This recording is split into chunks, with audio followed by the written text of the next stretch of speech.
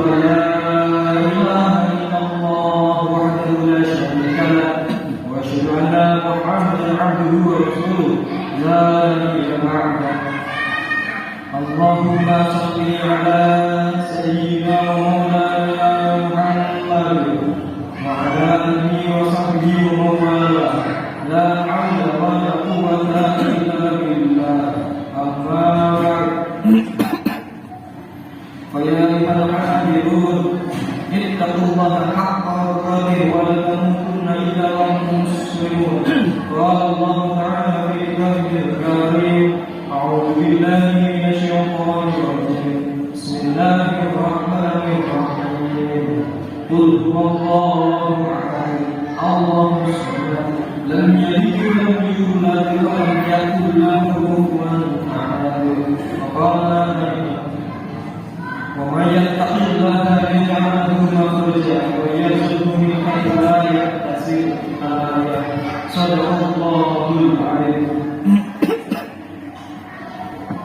Hadirin jemaah Jumat, rahimahullah, alhamdulillah, marilah yang pertama kali kita wajib bersyukur atas segala nikmat karunia yang dilimpahkan Allah kepada kita sekalian.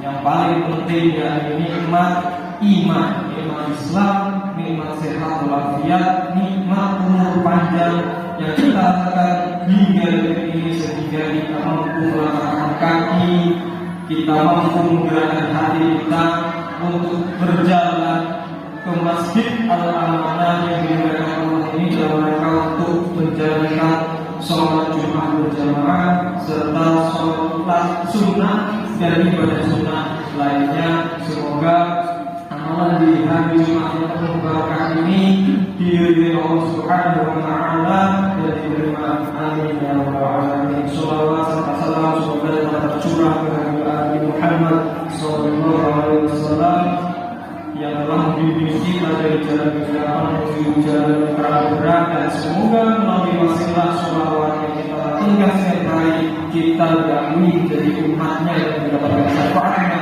di yaumul qiyamah. Amin ya rabbal alamin.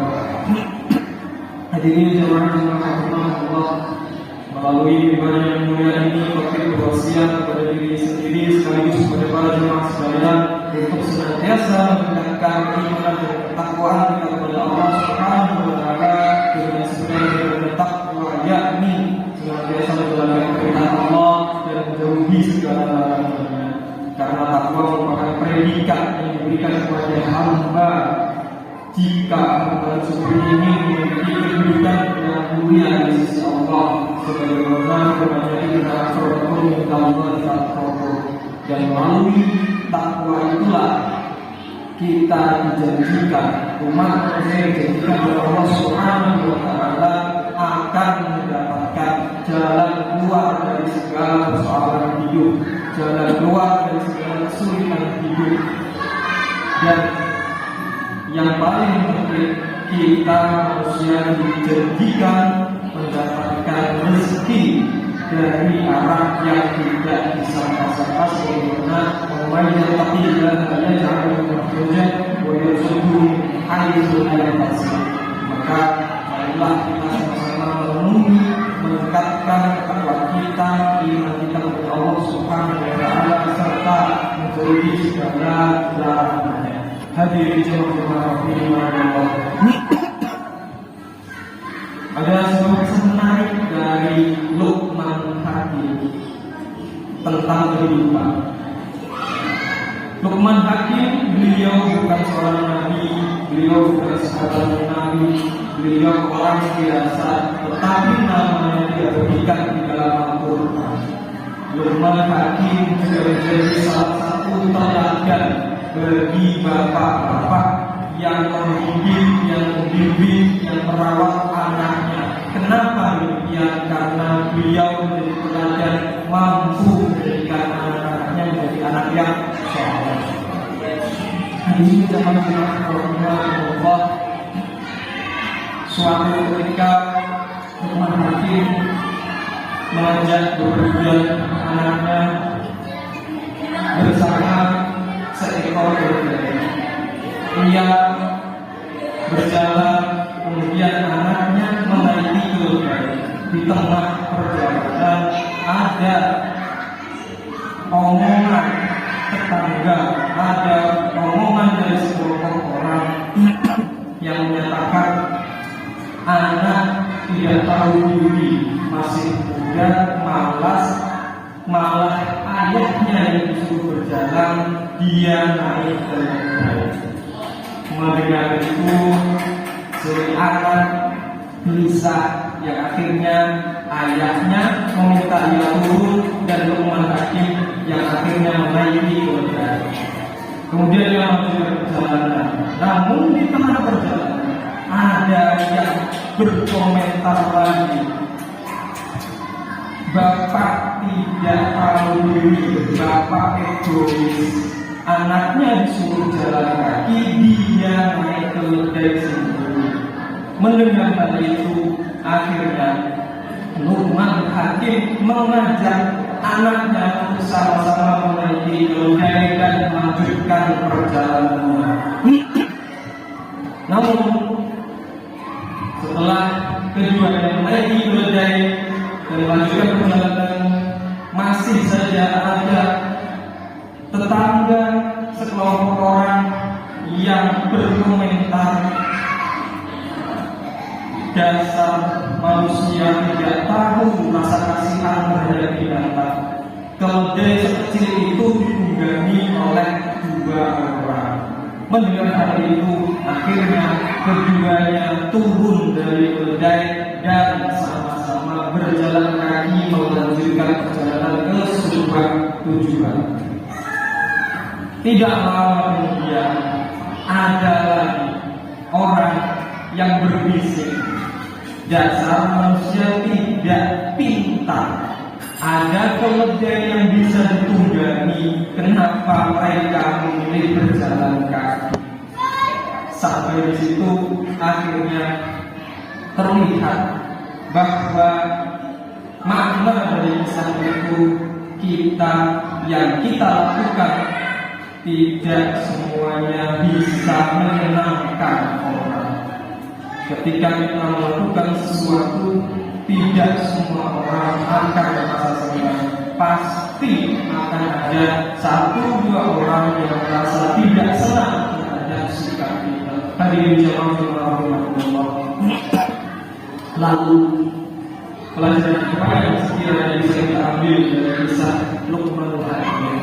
Setidaknya ada dua hal. Yang pertama, yakni pastikan segala aktivitas kita berdasarkan Al-Quran dan Hadis. Ketika orang lain menanyakan, ketika orang lain berkomentar negatif terhadap sikap kita, apa yang kita lakukan, kita memiliki alasan yang tepat bahwa sikap kita sudah sesuai dengan ajaran Rasul. Sikap kita sudah sesuai apa yang diajarkan oleh Al-Quran dan Hadis. Dan sikap kita tidak bertentangan dengan keduanya, bahkan sikap kita tidak bertentangan dengan aturan negara. Hadirin jamaah Allah, ini sejalan dengan apa yang disebutkan Nabi Muhammad SAW di dalam hadis. Rabbul-fikum al-malaikatu tadhillu ma tamassaktum bihima kitaballah wa sunnati rasulullah. Telah aku wasiatkan, telah meninggalkan dua perkara yang jika kalian memedomaninya, jika manusia berpedoman terhadap keduanya, tidak akan pernah tersesat, yakni Al-Quran dan Hadis. Lalu bagaimana kita memahami Al-Quran dan Hadis? Bisa melalui kajian-kajian Islam, bisa mengikuti majelis-majelis ilmu yang dilaksanakan di masjid, di musola, ataupun di tempat yang terbaik, serta kita bisa belajar Al-Quran dan Hadis melalui ustaz, melalui para ulama, para kiai yang memang ilmunya mutawalil. Hadirin jemaah Allah, pelajaran kedua yang bisa kita ambil dari kisah Luqman Hakim, yakni pastikan apapun yang kita lakukan, aktivitas yang kita lakukan, semuanya bukan mencari penilaian orang lain, bukan untuk menyenangkan orang lain, tetapi mutlak untuk mencari dan mengharapkan ridho Allah Subhanahu wa Ta'ala. Jadi ketika kita melakukan sesuatu orang lain tidak suka atau orang lain berkomentar negatif, jangan sampai dimasukkan ke dalam hati atau pikiran, karena secara medis orang negatif itu yang menyebabkan pikiran kita banyak dan menyebabkan pikiran kita terganggu, yang akhirnya akan mengganggu kesehatan jiwa. Hadirin jamaah rahimahullah, ridho Allah Subhanahu wa Ta'ala menjadi muara dari segala aktivitas yang kita lakukan, sehingga ketika ada satu dua orang yang tidak suka kepada kita, tidak senang terhadap kita abaikan saja, karena kita apapun yang kita lakukan hanya untuk mencari ridho Allah. Jika Allah sudah kita raih, insya Allah semua hal, semua jalan yang akan kita lalui akan dipermudah. Akhirnya melalui dua pelajaran yang kita ambil dari kisah Imam Hakim, semoga Allah memberikan kekuatan, menguatkan hati kita semua, menguatkan langkah kita semua untuk menjalankan ibadah yang sesuai dengan Al-Quran dan hadis, serta mengabaikan semua komentar negatif dari orang lain yang nantinya kita akan mampu menuju ridho Allah Subhanahu wa Ta'ala. Amin ya rabbal alamin. Barakallahu li wa lakum fil Qur'an wa nafa'ani wa fihi ayatul hakim wa barakallahu li wa lakum wa sallallahu alaihi wa